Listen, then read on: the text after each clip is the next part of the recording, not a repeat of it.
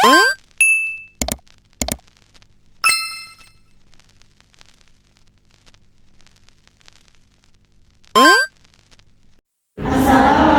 warahmatullahi wabarakatuh. Perkenalkan, kami dari kelompok 3 dengan saya Miradian Basari. Saya Putri Nurhaliza. Saya Hanifah Fitriani. Di sini kami akan mempresentasikan materi mengenai sistem perhitungan biaya dan akumulasi biaya. Pengertian sistem biaya adalah organisasi formulir, catatan, dan laporan yang terkoordinasi yang bertujuan untuk melaksanakan kegiatan dan merupakan informasi biaya bagi manajemen. Dalam akuntansi biaya, sistem yang dapat digunakan untuk mengalokasikan dan membebankan biaya ke unit produksi dapat dikelompokkan menjadi dua sistem, yaitu yang pertama sistem biaya sesungguhnya. Sistem biaya aktual adalah suatu sistem dalam pembebanan harga pokok produk pada saat biaya tersebut sudah terjadi atau biaya yang sesungguhnya dinikmati. Yang kedua, sistem biaya ditentukan di muka adalah suatu sistem dalam pembebanan harga pokok kepada produk sebesar harga pokok yang ditentukan di muka sebelum produk dikerjakan. Penentuan harga pokok. Penentuan harga pokok adalah bagaimana memperhitungkan biaya kepada suatu produk yang dapat dilakukan dengan cara memasukkan seluruh biaya produksi atau hanya memasukkan untuk biaya variabel saja. Dalam penentuan harga pokok tersebut dapat digunakan dua cara kalkulasi, yaitu yang pertama metode kalkulasi. Biaya penuh atau full costing adalah suatu metode dalam penentuan harga pokok suatu produk dengan memperhitungkan semua biaya produksi, yaitu biaya bahan baku langsung, tenaga kerja langsung, biaya overhead, dan pabrik variabel, dan biaya overhead pabrik tetap. Yang kedua, metode kalkulasi biaya variabel atau variable costing adalah suatu metode dalam penentuan harga pokok suatu produk yang hanya memperhitungkan biaya produksi yang bersifat variabel saja, yaitu biaya bahan langsung, tenaga kerja langsung, dan biaya overhead variabel. Dalam kalkulasi biaya ini, biaya overhead variabel tetap diperhitungkan sebagai produksi, tetap diperhitungkan sebagai biaya periode yang akan dibebankan dalam laporan laba rugi tahun berjalan. Akumulasi biaya. Akumulasi biaya adalah suatu cara untuk mengetahui berapa besar biaya yang dikeluarkan untuk suatu produk. Ada beberapa metode yang digunakan dalam akumulasi biaya, tetapi yang lazim digunakan adalah dua metode berikut. Yang pertama, metode akumulasi harga pokok pesanan, yaitu metode yang digunakan dalam pengumpulan harga pokok suatu di mana biaya dikumpulkan untuk setiap pesanan secara terpisah sesuai identitasnya. Yang kedua, metode akumulasi harga pokok proses, yaitu suatu metode dalam pengumpulan harga pokok produk dengan mengumpulkan biaya setiap pengumpulan harga pokok produk setiap pusat biaya atau departemen. Akumulasi harga pokok proses dapat diterapkan pada perusahaan yang menggunakan proses produksi terus-menerus seperti mobil, obat-obatan, perusahaan yang mengolah barang konsumsi. Aliran biaya dalam perusahaan manufaktur.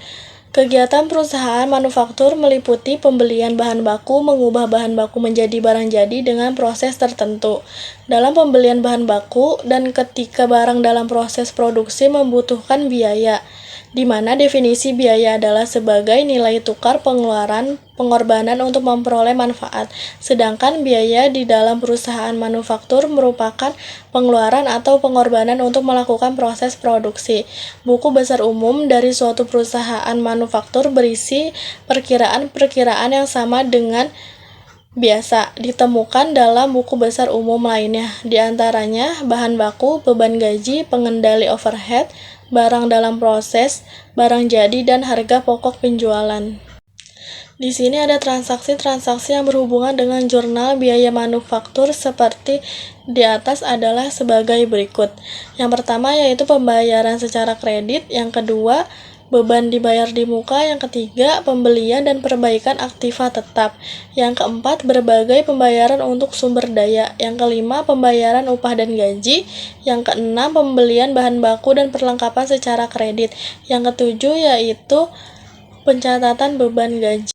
Untuk mengilustrasikan Aliran biaya dalam perusahaan manufaktur, perhatikan contoh berikut ini. Di sini ada contoh neraca dari New Hope Manufacturing Company. Untuk bagian aktiva, yaitu ada aktiva lancar yang terdiri dari kas sebesar $183.000, surat-surat berharga $76.000, utang usaha $313.100, persediaannya yaitu ada barang jadi $68.700, barang dalam proses $234.300, bahan baku yaitu $135.300. Totalnya menjadi $438.300. Lalu ada beban dibayar di muka yaitu sebesar $15.800. Maka total aktiva lancar menjadi $1.026.200. Untuk aktiva tetap ada tanah yaitu $41.500, bangunan $580.600, mesin dan peralatan $1.643.000. Totalnya menjadi $2.223.600 dikurangi akumulasi penyusutan yaitu $1.010.700. Maka menjadi aktiva tetapnya menjadi $1.254.400. Untuk total aktiva yaitu $1.026.200 ditambah total aktiva tetap $1.254.400. Maka totalnya jadi $2.280.600. Untuk kewajibannya itu ada kewajiban lancar, utang usaha $553.000, estimasi utang pajak penghasilannya $35.700, utang jangka panjang jatuh tempo itu ada $20.000. Total kewajiban lancarnya itu menjadi $608.700. Utang jangka panjangnya yaitu $204.400. Maka total kewajibannya yaitu menjadi $813.100. Untuk ekuitas pemegang saham yaitu saham biasanya $528.000, laba ditahan $939.500. Total ekuitas pemegang saham yaitu $1.467.500. Total kewajiban dan ekuitas pemegang saham yaitu $813.100 ditambah $1.467.500 menjadi $2.280.600. Di sini ada contoh transaksi selama bulan Januari dan jurnalnya dari New Hope Manufacturing Company. A. Bahan baku dibeli secara kredit $100.000. Jurnalnya itu bahan baku $100.000 dan utang usaha $100.000. Yang B. Material yang diminta selama bulan tersebut. Untuk produksi $80.000, untuk pengguna tidak langsung $12.000.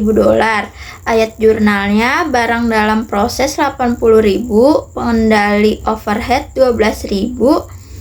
Lalu kreditnya bahan baku $92.000. C. Total beban gaji terutang dan dibayar $160.000. Untuk ayat jurnalnya yang pertama beban gaji $160.000 dan gaji yang masih harus dibayar $160.000. Untuk jurnal yang kedua gaji yang masih harus dibayar $160.000 dan kas $160.000. Yang D. Distribusi beban gaji adalah sebagai berikut: tenaga kerja langsung 65%, tenaga kerja tidak langsung 15%, gaji bagian pemasaran 13%, dan gaji bagian administrasi 7%. Untuk ayat jurnalnya yaitu barang dalam proses 104.000, pengendali overhead pabrik 20.800, pengendali beban admin 11.200, lalu kreditnya beban gaji yaitu 160.000. Untuk yang E, overhead pabrik terdiri atas penyusutan $21.300 dan asuransi dibayar di muka $1.200. Untuk ayat jurnalnya, pengendali overhead pabrik 22.500 dan kreditnya akumulasi penyusutan 21.300 dan asuransi dibayar di muka 1.200. Selanjutnya yang F yaitu biaya overhead pabrik umum atau tidak rinci sebesar $26.340. 70% dibayar tunai, sisanya dikreditkan ke utang usaha. Ayat jurnalnya, pengendali overhead pabrik 26.340, lalu kreditnya kas 18.438 dan utang usaha 7.902. Untuk yang G, jumlah yang diterima dari atas pelunasan utang mereka $205.000, yaitu ayat jurnalnya kas 205.000 dan piutang usaha 205.000. Untuk yang H, dibayar utang usaha $227.000 dan estimasi utang pajak $35.700.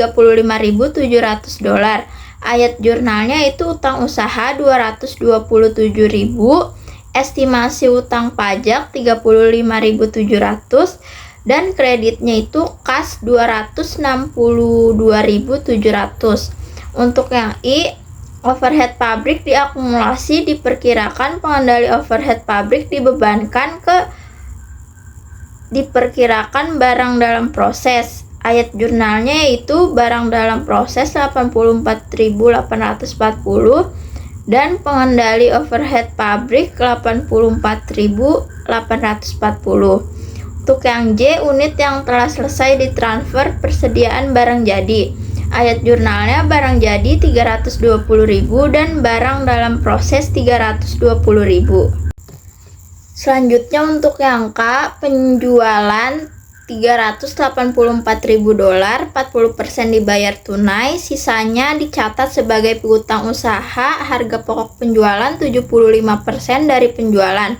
Untuk ayat jurnal yang pertama yaitu kas 153.600, piutang usaha 230.400 dan kreditnya itu penjualan 384.000. Untuk yang kedua, harga pokok penjualan 288.000 dan persediaan produk jadi 288.000. Untuk yang I, provisi untuk pajak penghasilan $26.000. Ayat jurnalnya provisi pajak penghasilan 26.000 dan utang pajak penghasilan 26.000. Di sini ada laporan laba rugi dari New Hope Manufacturing Company. Yang pertama itu ada penjualan sebesar $384.000 dikurangi harga pokok penjualan yaitu $288.000, maka laba kotornya menjadi $96.000. Dikurangi beban komersial yaitu beban pemasaran $20.800, beban administratif $11.200, maka total bebannya menjadi $32.000. Maka laba operasinya menjadi $64.000, dikurangi provisi pajak penjualan yaitu $26.000, maka total laba bersihnya menjadi $38.000. Lalu selanjutnya kita menyusun laporan harga pokok penjualan. Yang pertama itu kita menentukan dulu bahan baku yang ingin digunakannya, yaitu ada persediaan bahan baku 1 Januari 135.300 ditambahkan dengan pembelian 100.000 menghasilkan 235.300. Lalu dikurangi ada bahan baku tidak langsung yang digunakan senilai 12.000. Ada juga persediaan bahan baku 31 Januari 143.300 dijumlahkan menghasilkan 155.300. Hasil dari 235.300 tadi dikurangkan oleh 155.300 menghasilkan 80.000. Itu yang dinamakan bahan baku yang digunakan. Lalu ada yang namanya tenaga kerja langsung senilai 104.000.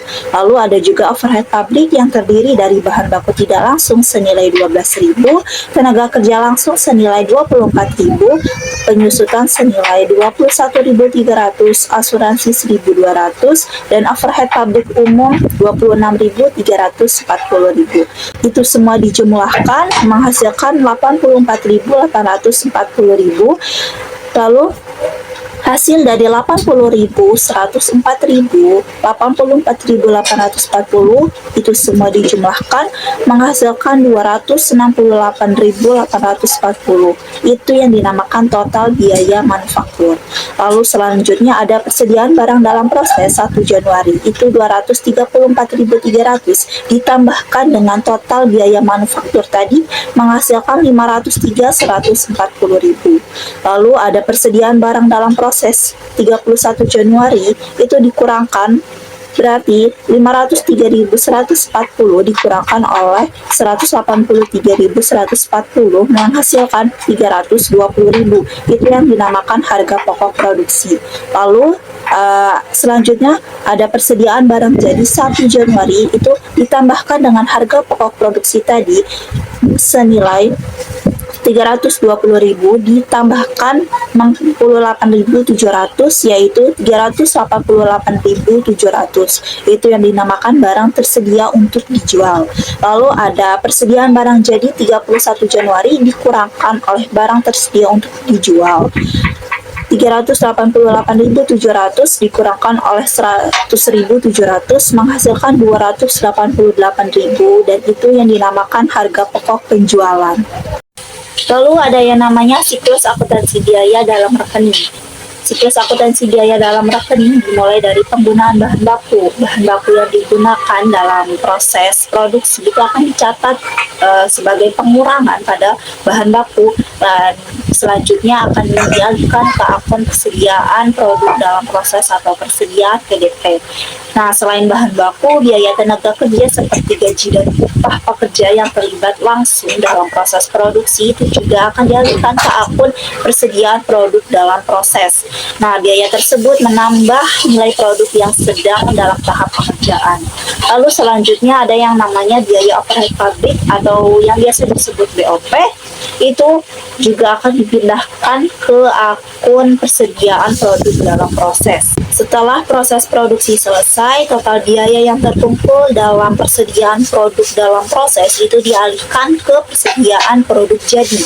Nah, pemindahan ini mencerminkan bahwa produk telah selesai dibuat dan siap untuk dijual atau didistribusikan.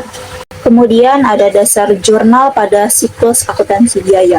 Jurnal pada siklus akuntansi biaya sistem perpetual. Yang pertama itu ada jurnal bahan baku. Ada pembelian bahan baku, jurnalnya yaitu bahan baku di debit, kas atau hutang di kredit. Lalu yang kedua ada pembelian bahan penolong atau bahan tidak langsung. Jurnalnya bahan penolong di debit, kas atau hutang di kredit. Lalu yang ketiga ada jurnal gabungan jika bahan baku langsung dan bahan penolong dalam satu akun, yaitu jurnalnya bahan di debit dan kas atau hutang di kredit. Lalu ada pemakaian bahan baku langsung, itu PDP-BBL, artinya produk dalam proses bahan baku langsung di debit, bahan baku di kredit. Lalu ada pemakaian bahan penolong, itu pengendali overhead pabrik di debit dan bahan penolong di kredit. Yang kedua itu ada jurnal tenaga kerja langsung. Yang pertama, saat terjadi gaji terutang oleh perusahaan, itu jurnalnya beban gaji pada gaji yang harus dibayar. Artinya beban gaji di debit, gaji yang harus dibayar di kredit. Lalu yang kedua ada distribusi atau alokasi biaya, itu PDPTKL atau produk dalam proses tenaga kerja langsung. di debit, pengendali overhead di debit, pengendali beban pemasaran di debit, pengendali beban administrasi di debit pada beban gaji, artinya beban gaji di kredit. Lalu yang ketiga itu ada pada saat pembayaran gaji oleh perusahaan, yaitu gaji yang masih harus dibayar pada kas, artinya gaji yang masih harus dibayar di debit, kas di kredit. Yang ketiga itu ada jurnal biaya overhead publik. Yang pertama pembebanan BOP pada produk atau jurnal yaitu PDP BOP di debit pada BOP dibebankan. Yang kedua itu ada BOP sesungguhnya.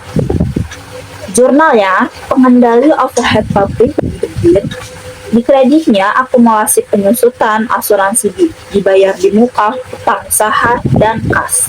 Yang ketiga itu menutup BOP dibebankan ke rekening BOP sesungguhnya. Jurnalnya BOP dibebankan di debit, pengendali overhead di kredit. Menutup BOP dibebankan ke rekening persediaan PDP, jurnalnya persediaan produk dalam proses di debit, pengendali overhead publik di kredit.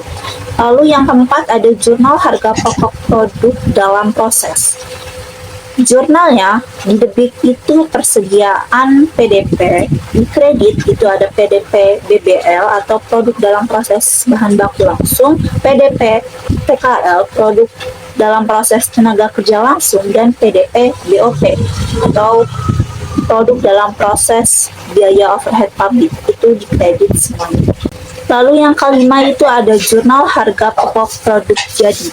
Jurnalnya di debit itu persediaan produk jadi, di kreditnya PDP BBL, PDP TKL, dan PDP BOP atau persediaan produk jadi di debit dan persediaan PDP di kredit.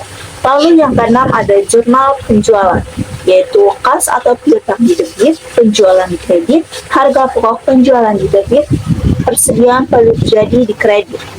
Sekian dari kelompok kami.